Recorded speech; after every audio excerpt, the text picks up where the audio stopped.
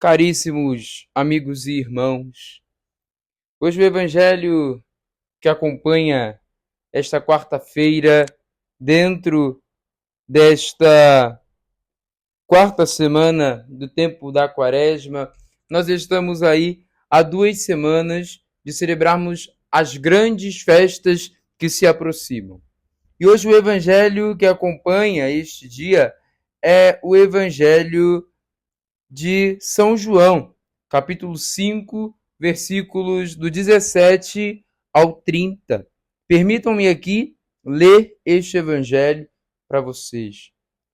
Naquele tempo, Jesus respondeu aos judeus: Meu Pai trabalha sempre, portanto, também eu trabalho.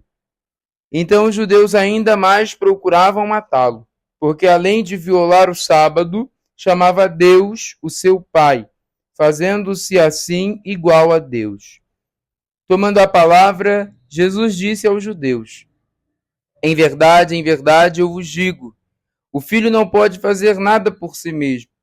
Ele faz apenas o que vê o Pai fazer. O que o Pai faz, o filho faz também. O Pai ama o filho e lhe mostra tudo o que ele mesmo faz. E lhe mostrará obras maiores ainda, de modo que ficareis admirados. Assim, como o Pai ressuscita os mortos e lhes dá a vida, o Filho também dá a vida a quem ele quer.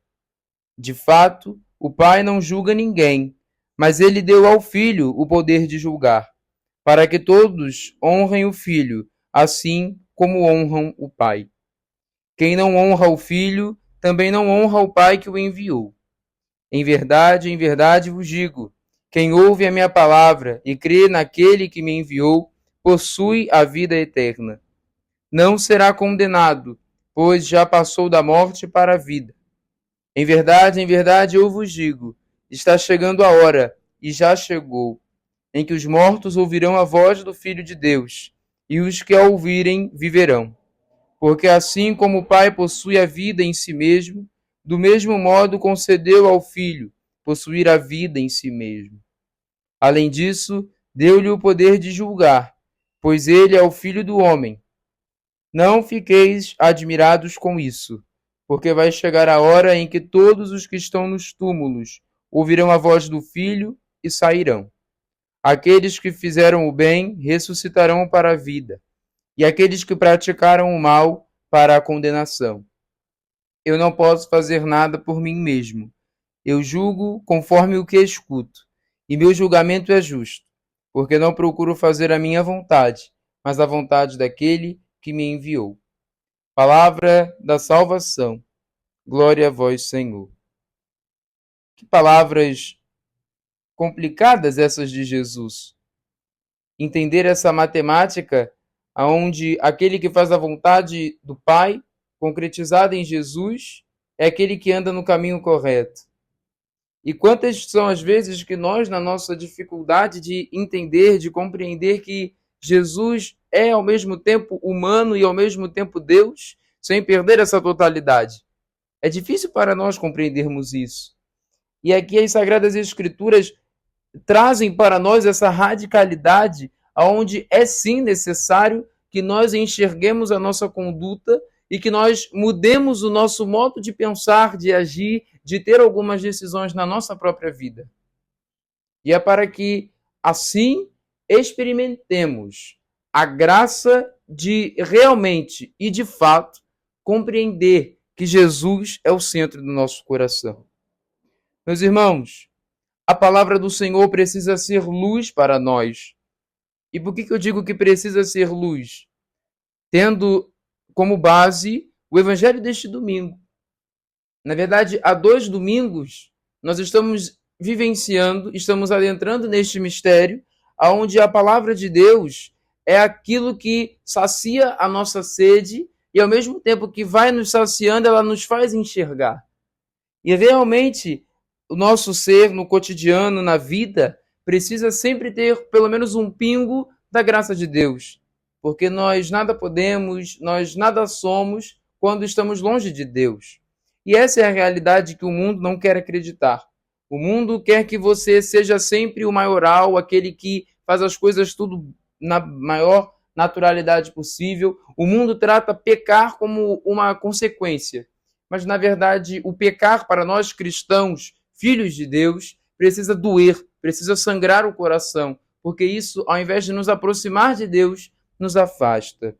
Jesus é muito radical com as palavras de hoje.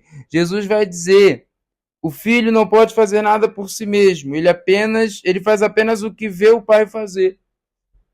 Deus é o Deus que ama, é o Deus que acolhe, é o Deus que traz para perto, que perdoa. Mas eu tenho certeza que Deus não nos perdoa, Deus não nos presenteia com a graça da confissão para que nós continuemos andando no caminho torto que nós estamos. Por isso que estas leituras dentro do tempo quaresmal são leituras que são difíceis de serem compreendidas e leituras que nos convidam a mergulhar de verdade nas mudanças que nós precisamos fazer. Os julgamentos, as nossas decisões, o que falamos, o que apontamos sobre algumas pessoas, tudo isso precisa ser revisto. Tudo isso nós precisamos mudar. É por isso que é necessário que nós comecemos uma transformação e comecemos transformando partes do nosso corpo, a começar pela própria língua. Quem não consegue controlar a língua já pode começar a exercitar isso, a controlar as palavras, a falar menos. Tem um dito popular que fala, né? Deus deu 2 ouvidos para nós escutarmos mais e deu 1 boca para nós falarmos menos. E de fato é. O julgar, o dizer o que o outro é, o colocar acima de tudo o que eu penso, o que eu acho. Isso muitas vezes traz para nós um afastamento não só de Deus, mas também das pessoas. Por isso eu convido você hoje a refletir isso. Quantas pessoas deixaram de andar com você, deixaram de falar com você, talvez por alguma colocação que uma vez você fez no calor do momento, por coisas que você falou, por coisas que você expôs, por situações. Hoje é o dia que você precisa olhar para o seu interior e analisar e de verdade mudar o que eu preciso transformar para continuar seguindo e caminhando com o Senhor. Jesus, no Evangelho de hoje, vai falar de uma tal hora, que a hora chegou. Que hora é essa? A hora do ápice do amor. Jesus é aquele que é tão amado, Jesus é aquele que derrama amor a tal ponto que não consegue se controlar e nos ama o tempo todo ele nos ama. E é por isso que é preciso que Jesus fale que a hora chegou para que nós fiquemos de olhos abertos para as mudanças na nossa vida. Esperamos muitas vezes somente a Semana Santa, a Páscoa, para mudarmos a nossa conduta. Aí, quando tudo isso passa, nós voltamos na nossa vidinha de sempre. Por isso que eu convido você hoje a se perguntar: será que nós vivemos um catolicismo, uma fé, um cristianismo somente momentâneo? Por isso é necessário que nós experimentemos a ação de Deus na nossa vida. Que nós deixemos que Cristo, assim como fez com o cego de nascença no Evangelho de domingo, que ele possa abrir nossa visão para que nós possamos o ver de fato, o ver sob o véu do sacramento, e não enxergá-lo como pão, vinho, mas enxergá-lo como Deus, enxergá-lo como o Senhor da nossa vida. Vejamos que aqui Jesus não diminui o Pai. E seria incoerente, né? O Filho ser mais do que o Pai. Embora o Pai aponte sempre para o Filho com muito amor, com muito agrado. É bonito o testemunho que o próprio Deus, nosso Pai, dá de seu Filho Jesus. Este é meu Filho amado, escutai-o. Deus Pai que aponta para o Filho como luz das nações. E essa nação que muitas vezes tenta apagar o brilho do Filho de Deus. Portanto, que nós possamos estar sempre de olhos abertos, dispostos a, se for preciso, sermos questionados, pois o cego do Evangelho deste domingo ele foi questionado. quem te curou, como te curou, aonde te curou. E ele devolvia isso, as respostas, as perguntas. E nós, quando alcançamos algum milagre, quando alcançamos alguma graça e somos questionados, nós não temos capacidade de responder. Ou o que é pior, nós não temos capacidade de agradecer a Deus. Senhor, obrigado por esse milagre. Buscamos o Senhor somente enquanto Ele nos faz favores. E quando Ele faz, nós esquecemos-nos dele. Isso é muito triste e isso precisa doer no nosso coração. Você precisa ficar inconformado com isso. Pois quantas foram as vezes que você voltou para agradecer? O ingrato é aquele que não volta para agradecer a graça recebida. Portanto, meus irmãos, que nesta quarta-feira nós possamos experimentar a gratidão e que nós possamos olhar do fundo do nosso coração para os momentos em que nós não fomos gratos com o Senhor. Sejamos gratos a cada dia.